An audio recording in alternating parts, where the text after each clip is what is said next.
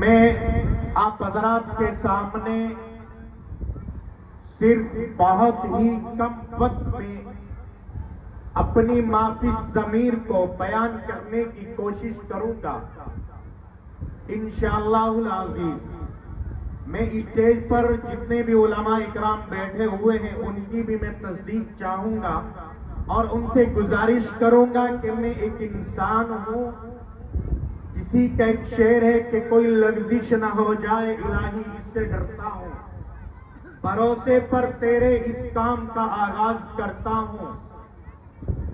نہ جانے کتنی الجھنوں نے مجھے گھیر رکھا ہے، اے الہی تو ہی میری حفاظت فرما۔ میرے عزیزوں، بیانات آپ کے سامنے ہوتے رہیں گے۔ یہ جو اجلاس ہے، جو یہ مجلس ہے، جو یہ پروگرام ہے، یہ ایک چیز سے مناسبت رکھتا ہے خصوصاً، اور وہ چیز ہے کلام اللہ شریف۔ کلام اللہ شریف کے اندر تمام تر چیزیں انسان کے ساتھ جو ہونے والی ہیں وہ تمام کی تمام آ گئی ہے۔ جس طریقے سے ایک دنیاوی انسان کوئی شو روم کھولتا ہے اور وہ اس شو روم سے کوئی گاڑی خرید کر انسان لاتا ہے تو اس گاڑی کے ساتھ ایک چھوٹی سی بک آتی ہے جس میں تمام چیزیں لکھی ہوئی ملتی ہیں کہ آپ کو کتنی کلومیٹر پر اس گاڑی کی سروس کرانی ہے۔ ٹھیک اسی طریقے سے میرے اور آپ کے ساتھ جو کتاب ہے، میرے اور آپ کی جو مشینری ہے، اس کی جو کتاب ہے وہ ہے کلام اللہ شریف۔ اسی کلام اللہ شریف کی ایک چھوٹی سی آیت میں نے آپ حضرات کے سامنے پڑھی، وہ اس تعلق سے ہے، پردے کے تعلق سے۔ جتنی بھی خرابیاں معاشرے کے اندر پھیل رہی ہیں یا جنم لے رہی ہیں یا جس نے بھی خرابی کو بڑھاوا دیا تو پتہ یہ چلا کہ اس کے پیچھے اگر کسی چیز کا ہاتھ ہے تو وہ چیز ہے پردہ۔ عورت، یہ علماء کرام بیٹھے ہیں، آپ ان سے معلوم کریے عورت کے معنی ہی پردے کے ہیں، کہ جس عورت کے معنی ہی پردے کے ہیں، یاد رکھنا اس عورت کی آواز بھی، اس عورت کی چال چلن بھی، اس عورت کا لباس بھی، اس عورت کے چال چلن، طور طریق، یہاں تک کہ اس عورت کا وزن بھی پردے میں شامل ہے۔ آج ایک بات کہنے میں کوئی ڈر، کوئی خوف اپنے دل کے اندر پیدا نہیں کرنا چاہیے۔ کیوں؟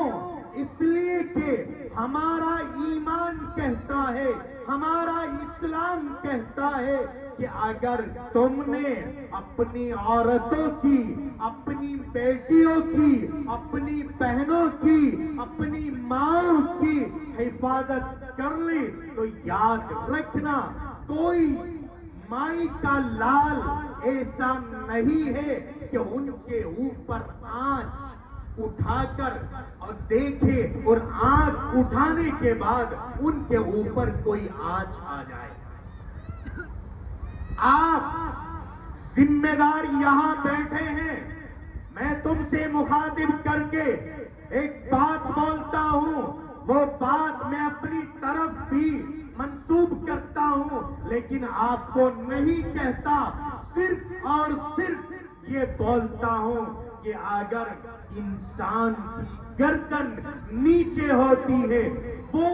تمام تر چیزوں سے لڑ لیتا ہے، چاہے حکومت کسی کی بھی ہو، حکومت آتی رہتی ہے، جاتی رہتی ہے، کوئی فرق نہیں پڑتا، لیکن اگر وہ انسان ٹوٹتا ہے تو وہ اس وقت ٹوٹتا ہے کہ جس وقت اس کے گھر سے اس کی بیٹی، اس کی بہن کسی غیر آدمی کے ساتھ نکل کر کورٹ مریض کراتی ہے، نکاح کراتی ہے، بغیر باپ کے مشورے کے، بغیر ماں کے مشورے کے، وہ تمام کی تمام تر مائیں، وہ بہنیں، وہ باپ اس وقت ٹوٹ جاتا ہے۔ گریبان میں جھانکیے، میں اس لیے یہ بات کہہ رہا ہوں کہ جس وقت میرے اور آپ کے گھر میں وہ امریکہ کی مشینری، جس کو میں اور آپ ہنر سمجھتے ہیں، بہت بڑی چیز، بہت بڑا کارنامہ سمجھتے ہیں، جس کو دنیا موبائل کے نام سے جانتی ہے، جس وقت وہ موبائل میری بیٹی کے ہاتھوں کے اندر، میری بہنوں کے ہاتھوں کے اندر، میری بیوی کے ہاتھوں کے اندر جس وقت وہ موبائل آتا ہے، اس وقت ہماری آنکھوں کے اوپر پردہ پڑ جاتا ہے۔ نہ بھائی کو تمیز رہتی، نہ باپ کو تمیز رہتی، نہ شوہر کو تمیز رہتی، پھر کہتے ہیں کہ بیٹی گھر سے چلی گئی۔ مسلمانوں، آپ نے اپنی بیٹی کی پرورش اچھے سے نہیں کی، کیوں؟ ہاں، ایک بات میں یہ بھی کہہ دینا چاہتا ہوں کہ بیٹیاں ہمارے گھروں کے اندر